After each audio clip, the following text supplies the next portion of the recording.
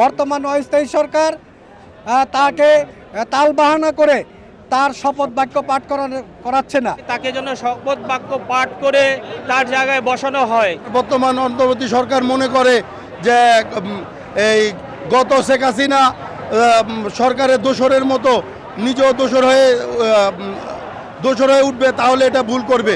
আমরা ইশরাকের বিরুদ্ধে যে অবস্থান আমাদের আজকে আমরা জানান দিতে চাই যে ঢাকা শহরের এই লক্ষ লক্ষ জনগণ, প্রায় 3 কোটি মানুষ ভোটার ইশরাককে মেয়র হিসাবে দেখতে চায়। কারণ এই হাইকোর্ট গত রায়ে তাকে ইশরাক হোসেনকে মেয়র হিসাবে নির্বাচিত ঘোষণা করার সত্ত্বেও বর্তমান অস্থায়ী সরকার তাকে তালবাহানা করে তার শপথ বাক্য পাঠ করাচ্ছে না।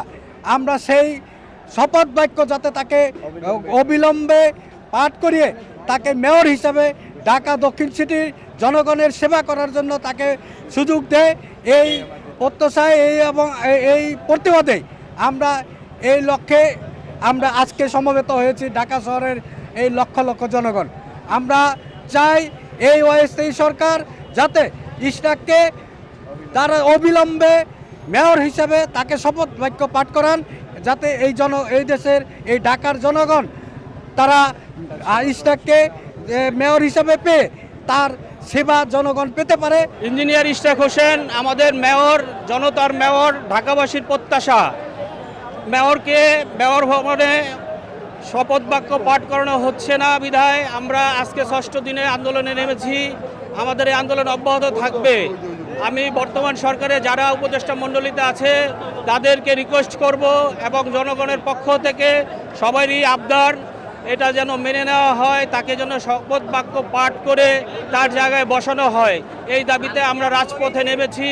ইনশাল্লাহ যতদিন পর্যন্ত আমাদের মেয়রকে শপথ বাক্য পাঠ করানো না হবে ততক্ষণ আমরা রাজপথে অবস্থান নেব ইনশাআল্লাহ। গত বুধবার থেকে একটাই দাবি, সেটা হলো ইঞ্জিনিয়ার ইশরাক ভাইকে তার যোগ্য স্থান বুঝিয়ে দেওয়া হোক। এটাই আমাদের প্রাণের দাবি। এটার জন্যই আমরা রাস্তা অবরোধ করেছি। ইনশাআল্লাহ যেই পর্যন্ত আমাদের দাবি মানা না হবে আমরা রাজপথ ছাড়ব না, এবং দিন থেকে আমাদের আন্দোলন কঠোর এবং আরও শক্তিশালী হবে। যদি সরকার, বর্তমান অন্তর্বর্তী সরকার মনে করে যে এই গত শেখ হাসিনা সরকারের দোসরের মতো নিজেও দোসর হয়ে উঠবে, তাহলে এটা ভুল করবে।